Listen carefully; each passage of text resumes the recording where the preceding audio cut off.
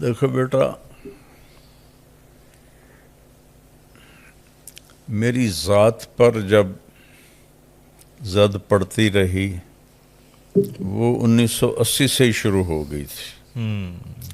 یا مجھے اللہ نے شہرت دی، کوئی نہ کسی کو مشہور کر سکتا ہے، بے شک، نہ کوئی کسی کو گمنام کر سکتا ہے، بے شک، کوئی کسی کو نہ عزت دے سکتا ہے، نہ کوئی کسی کو ذلیل کر سکتا ہے۔ اللہ تعالیٰ نے میرے ساتھ جو کیا میں نے تو خود کبھی نہیں سوچا تھا۔ یہ اس کی مہربانی، کرم ہے، اس کا احسان ہے۔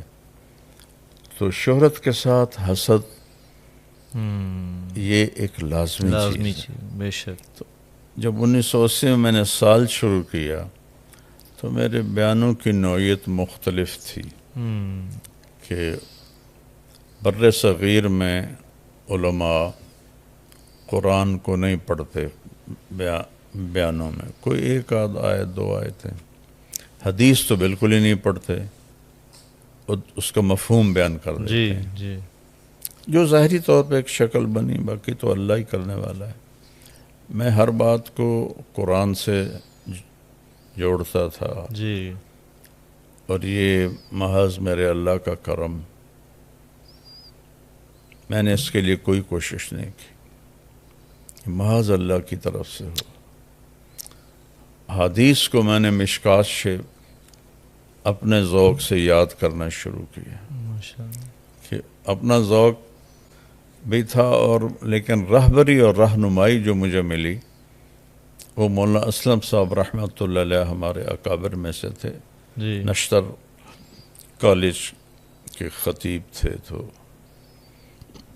1983 میں ان کا انتقال ہوا۔ تو میرا چلہ تھا 1979 میں، تو میں نے چلے کی بجائے پوری چھٹیاں لگائیں، عید سے ایک دن پہلے گھر آیا کہ اگلے سال میں مشکات پڑھنے لگا۔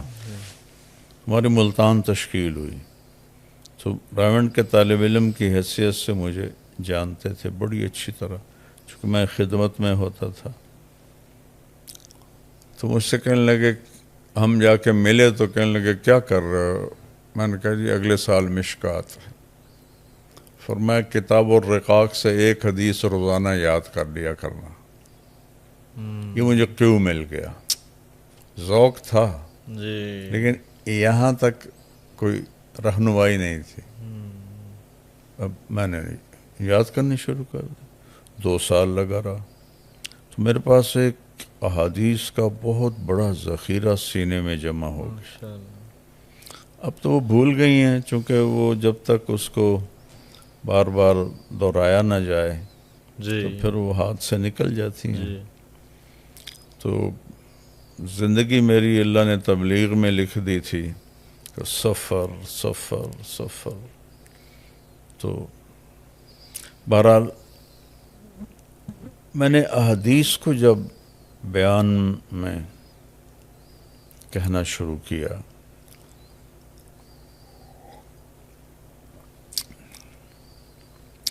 تو اس کا علماء پر، عوام پر اللہ نے بہت بڑا اثر ڈالا۔ چھوٹا سا واقعہ یاد ہے، سیوال پڑھتے تھے دورے میں، تو میں جمعرات کہ ایک دن کی جماعت کبیر والے لے کر آیا، تو مفتی عبدالقادر صاحب رحمۃ اللہ علیہ اس وقت وہاں نماز پڑھاتے تھے اور دارالافتاء میں بیٹھتے تھے۔ تو انہوں نے مغرب کے بعد کھڑے ہو کے خود اعلان کیا، اور پہلا جو لفظ بولا وہ مجھے یاد ہے، باقی نہیں۔ اب دیکھو اس بات کو 40-45 سال ہو گئے کہ دیکھو بھائی، الجنس الی الجنس جمیل، بھینسیں بھینسوں کی بہنیں ہوتی ہیں، یہ اس کا اردو محاورہ ہے۔ آپ بھی طالب علم ہیں اور یہ بھی طلبہ ہیں، آپ کے پاس آئے ہیں، سب بیٹھ کے ان کی بات سنیں۔ میرا تو کوئی تعارف نہیں تھا۔ تو مولانا منظور الحق صاحب رحمۃ اللہ علیہ تھے، مولانا عبد الخالق صاحب رحمہ اللہ جنہوں نے مدرسہ بنایا، ان کے بھتیجے تھے، وہ بہت راسخ عالم تھے، اور خاص طور پر منطق کے تو وہ بادشاہ تھے۔ وہ بھی بیٹھ گئے، مجھے نہیں پتا وہ بیٹھے ہوئے ہیں۔ ایک ہمارا جماعت کا ساتھی طالب علم ان کے ساتھ بیٹھا تھا، تو جب بیان ختم ہوا تو کہنے لگا اٹھیو بھائیا میرے اتنے بھی اثر ہو گیا کہ دائی نہ لکھا دے ان کی ہماری زبان تھی ان کی، اٹھیو بھائیا میرے اتنے بھی اثر ہو گیا کہ دائی میں نہ لکھا دے۔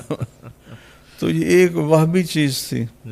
تو 1980 سے میرے اوپر الزام لگنے شروع ہوئے، تاحال جو میری ذات پر تھے اس پر تو میں نے ایسی خاموشی اختیار کی۔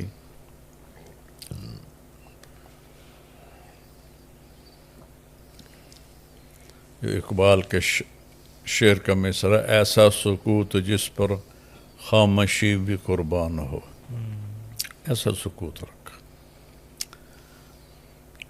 جب کوئی کام میں اونچ نیچ ہوتی تھی تو میں عبداللہ صاحب سے بھی الجھ جاتا تھا۔ کسی کو یہ جرأت نہیں ہوئی ان 55 سالوں میں کہ بہت بڑے مسائل تھے، سب خاموش، جی جی جی جی۔ ایک میری ذات جس پر میں نے مولانا جمشید صاحب سے ٹھڈے بھی کھائے، مکے بھی کھائے۔ اس وقت میری شہرت ہو چکی تھی پورے تبلیغی دنیا میں، تو دونوں اکٹھے تھے۔ میں نے عرض کیا کہ یہ بات غلط چل رہی۔ جب کام پر کسی قسم کی کوئی شکل آتی تھی میں بولتا تھا، میرے اوپر کوئی الزام لگے میں خاموش رہا۔ ایک زندگی بھری پڑی اس میں خاموشی۔ تبلیغ کے کام میں کوئی غلط ہوا ہے تو میں اٹھ کے بولا، سب خاموش، کسی ایک کو بولنے کی ضرورت نہیں ہوتی تھی۔ اور میں نے 2 مسائل پر ایک رات 5 گھنٹے حاج صاحب سے بحث کی، 5 گھنٹے۔ مجھے پتا ہے یہ میرا محسن بیٹھا ہے، لہذا میرے لہجے میں ادب بھی تھا، عاجزی بھی تھی۔ وہ جیسے بھی ابھرتے تھے ان کو حق حاصل تھا۔ 2 مسائل میں 5 گھنٹے ایک رات، پھر ایک رات چھوڑ کر 5 گھنٹے دوسری رات مدینہ منورہ میں۔ بہت ہاٹ ایشو تھے، میں اس کو میڈیا پہ نہیں لانا چاہتا۔ ہندوستان والے موجود، بنگلہ دیش والے موجود، پاکستان والے موجود، آپس میں چہ گوئیاں کر رہے ہیں، آگے جانے کی جرأت کوئی نہیں کر۔ تو اللہ تعالیٰ نے مجھے یہ جرأت دی تھی کہ اگر کام پر کوئی حرف آتا تھا میں بولتا تھا، پھر میں جیسے آپ فرمائے نہیں کہتا تھا۔ جب مولانا جمشید صاحب نے مجھے مارا نا، وہ ایک دعوت چل گئی تھی، ہم خلیفہ ہیں خلیفہ ہیں، تو اس پر میں نے حاج صاحب سے کہا کہ یہ تو بدعت ہے، یہ تو کسی نے یہ دعوت نہیں چلائی، اوپر سے مولانا جمشید صاحب رحمہ اللہ کی۔ تو انہوں نے، حاج صاحب نے فرمایا اپنے استاد سے بات کر لیں۔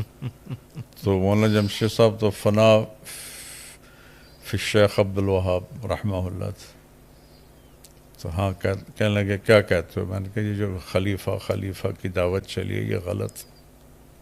تو مولانا اس کے دلائل دینے لگے، اب وہ چیز ہی بے بنیاد تھی تو دلائل بھی رقیق تھے، وہ میں رد کر دیتا تھا ادب کے ساتھ، بہت احترام کے ساتھ، کوئی مناظرے کی شکل نہیں۔ 2 میرے محسن بھی ہیں اور روحانی باپ بھی ہیں۔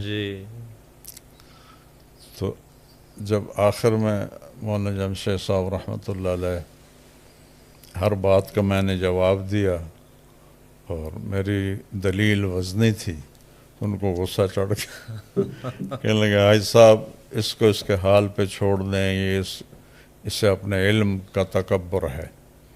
اٹھ کے جانے لگے تو میں نے پاؤں پکڑ لی، میں نے کہا آپ میرے بغیر سب کچھ ہیں، میں آپ کے بغیر کچھ بھی نہیں۔ اللہ، کہا ہمیں نہیں چاہیے ایسی خوشامد۔ اور پاؤں چھڑانے لگے، اب میری جوانی تھی، ان کا بڑھاپا تھا، انہوں نے اوپر سے مجھے مارنا شروع کیا مکوں سے، اللہ، اور انہوں نے مجھے مارے مکے تو میرے ہاتھ کمزور ہو گئے، تو نیچے سے یوں ٹھڈا مارا مجھے ایسے کر کے 2 دفعہ، یوں لگا مجھے، تو میں نے چھوڑ دیا، چلے گئے۔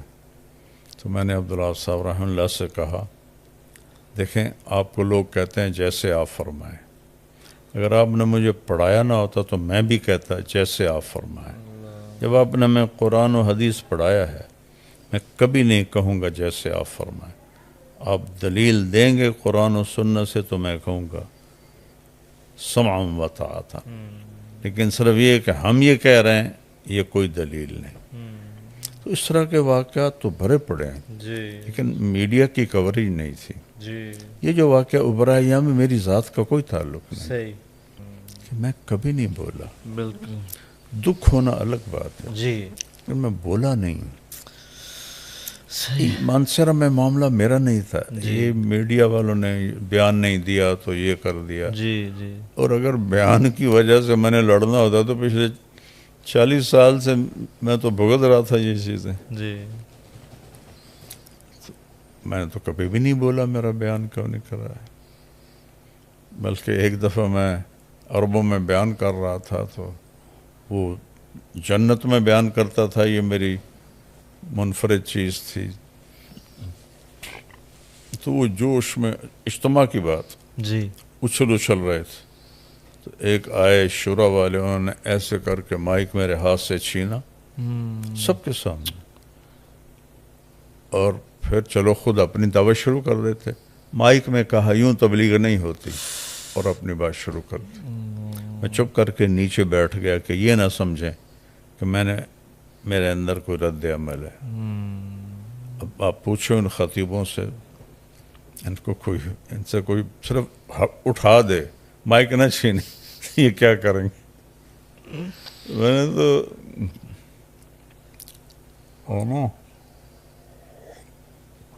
جو تار سے نکلی ہے وہ دھن سب نے سنی ہے، جو ساز پہ گزری ہے وہ کس دل کو پتا ہے۔ تو یہاں بھی معاملہ آیا کہ میں نے کبھی بیان کا مطالبہ رکھا ہی نہیں، جی، کبھی بھی نہیں رکھا میرا بیان کراؤ، اتنے سالوں سے ہو رہا ہے،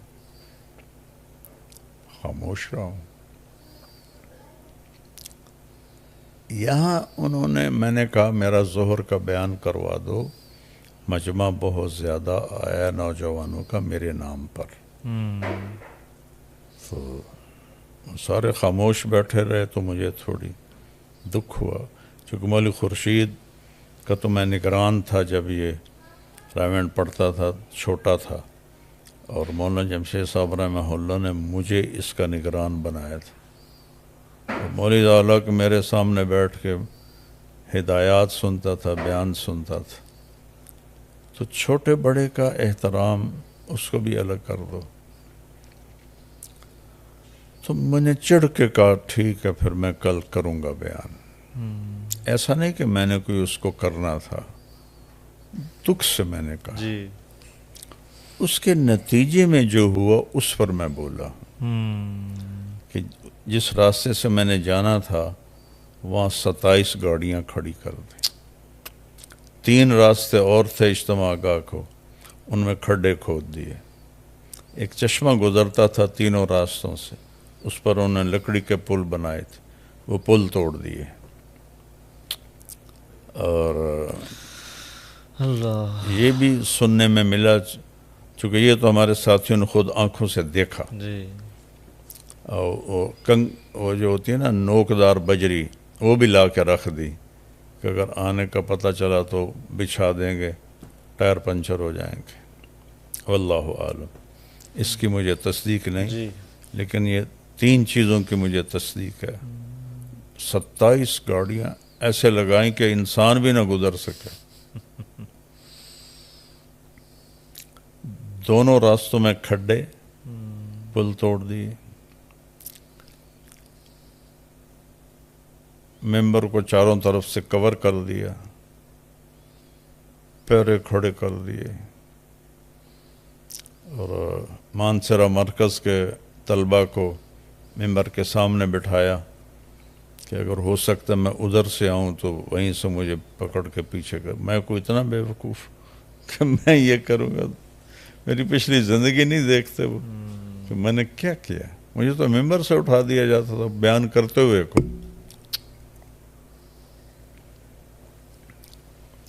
تو یہ صبر میرا اپنی ذات کے لیے آج بھی ہے، اور بولنا جب تبلیغ پہ حرف ہے یہ میرا شروع سے ہے۔ فرق یہ ہے کہ اس وقت میڈیا کوریج نہیں تھی، بالکل اب میڈیا کوریج تھی، تو اس پر پھر میں نے ان سب کو، یہ سارے تو مجھ سے چھوٹے ہیں، جی جب میرے اکابر تھے میں تو چھوٹوں کے آگے بھی جھکتا ہوں، لیکن جب وہ تجاوز کر گئے یہ تو مطلب غنڈہ گردی کی شکل بن گئی نا، جی اس کی وجہ سے میں بولوں اپنے لیے میرا صبر آج بھی ہے۔ لیکن جس کام کے لیے میرے 55 سال، میری جوانی، میرا لڑکپن، اور جو اس راستے میں نے دیکھا، برداشت کیا، تو اس پر حرف آئے گا تو مجھے دکھ ہوا۔ جی اپنے دکھ تو میں چپ کر کے آہ نہ کر لبوں کو سی، عشق ہے دل لگی نہیں، سینے پہ تیر کھائے جا، آگے قدم بڑھائے جا، یعنی زبان حال سے کہہ دے کہ ہاں ستائے جا۔ یہ میری ترتیب رہی ہے۔ جی لیکن جب بھی تبلیغ پہ حرف آیا تو میں بولا ہوں، بھرے مجمع میں بھی بولا ہوں، اکیلے جا کے بھی بولا ہوں۔ تو یہاں بھی مسئلہ تبلیغ کا تھا کہ کہاں دشمن کو بھی قریب کرنا، کہاں جس نے زندگی پوری لگا دی اس کو روکنے کے لیے یہ غنڈہ گردی کرنا۔ تو چونکہ یہ مولوی خورشید، مولوی ذالک موجود تھے، شورا والے موجود تھے، ان کی موجودگی میں یہ ہوا، تو پھر میں نے ان کو پہلی دفعہ یہ میسج کیے۔ تو باقی تبلیغ سے تو میرا رشتہ وہی ہے جو جسم اور روح کا ہے۔ تو لہذا میں صبر نہیں اللہ کے فضل سے میرا ٹوٹا، ان کا جو تھا نا تجاوز، وہ حد سے بڑھ گیا تھا۔ اس پر میں بول رہا ہوں کہ یہاں تک تو تبلیغ نہ پہنچاؤ کہ تم کھڈے کھود رہے ہو۔ اس سارے معاملے میں جو منفی تبصرے ہوئے سوشل میڈیا پر،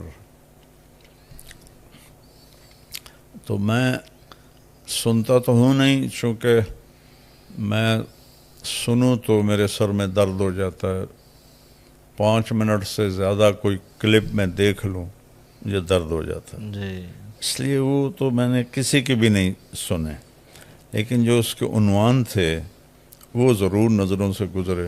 جی یہ سارے وہ تھے بولنے والے جو آج تک مجھے کبھی نہ ملے ہیں، نہ مجھے ذاتی طور پر جانتے ہیں، جی نہ میری شخصیت کو جانتے ہیں۔ جی جی تو انہوں نے اتنا جھوٹ بولا، اتنا جھوٹ بولا، وہ ایک کہاوت ہے، اتنا جھوٹ بولو کہ سچ نظر آنے لگے، اللہ اور پھر اپنے اس میں غصے کا اظہار، اور تو میں ان سب کا شکر گزار ہوں کہ امام ابو حنیفہ رحمۃ اللہ علیہ کہ جب کوئی غیبت کرتا تھا نا جی تو اس کو مٹھائی کا تھال بھیجتے تھے کہ آپ کی مہربانی، آپ نے اپنی نیکیاں مجھے بھیج دیں، تو بندہ آئندہ بھی یہ خدمت کرتا رہے گا. یہ تو میں نے اپنی طرف سے کہا ہے. ان کا اتنا ہی ہوتا تھا کہ آپ کی بہت مہربانی, آپ نے میری غیبت کر کے مجھے اپنی نیکیاں بھیجی تو میں آپ کو یہ مٹھائی بھیج رہا ہوں. مجھے تو پتہ نہیں یہ کہاں سے ہیں, کہاں کے ہیں, کون ہیں, کیا ہیں.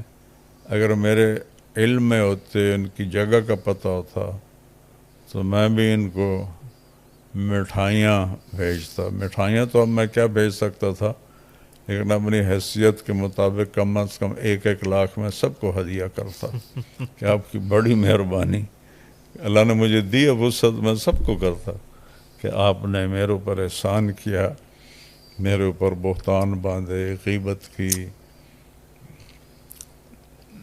مجھے کسی نے بتایا, ایک نے تو کہا کہ تم مکے میں جا کے توبہ کرو تب تمہاری توبہ قبول ہوگی. اللہ اکبر, اللہ. تو اس کو تو میں 2 لاکھ دیتا, لیکن وہ مجھے پتہ ہی نہیں کون ہے. تو میں ان سب کا شکر گزار ہوں کہ جنہوں نے جانے بغیر, دیکھے بغیر. ایک حدیث میں آتا ہے, ایک صحابی نے اللہ کے نبی کے سامنے کسی صحابی کے بارے میں کچھ کہا تو آپ نے فرمایا, تم نے اس کے ساتھ معاملہ کیا ہے؟ کہا جی نہیں. سفر کیا ہے؟ کہا جی نہیں. کہ پھر تم غلط کہہ رہے.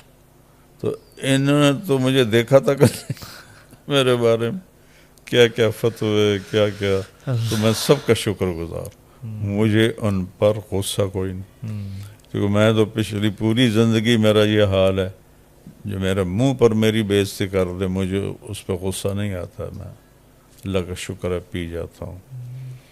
تو ان سب کا میں شکر گزار ہوں, انہوں نے مجھے اپنی نیکیاں بھیجی, اور اگر بھیجتے رہیں گے تو بڑا اچھا ہوگا, مجھے نفع ملتا رہے گا, ان کا نقصان ہوتا رہے گا. ہاں البتہ قیامت کے دن میں پوچھوں گا کہ لاؤ دلیل جو تم نے کہا ہے, ان کو اللہ کے سامنے میں کھڑا کروں گا.